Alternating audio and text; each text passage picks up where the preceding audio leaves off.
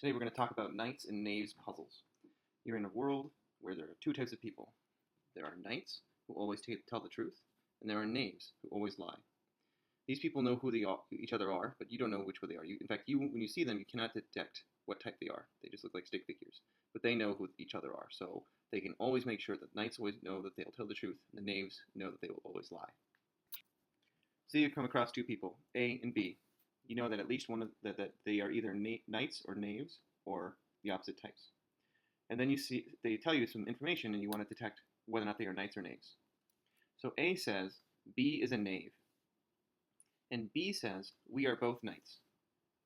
And so what we want to do is we want to detect from these two statements what the types of knight or knave these people are. And the way we can do it is we can build a truth table.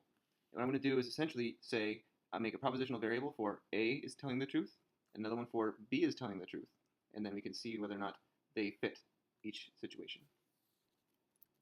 Now let's examine each of these situations. If A is telling the truth, then B is a knave, and B would not tell the truth. So it's not actually the case that we are in the case true. It's not a possibility. In the second case, if A is telling the truth and B is a knave, then B should be lying. And since B is saying we are both knights, B is lying because B is a knave.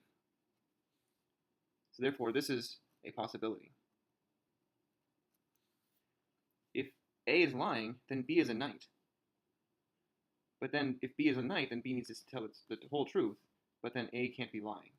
So both of these situations are not valuable.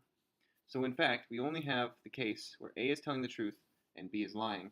Therefore, A is a knight and B is a knave.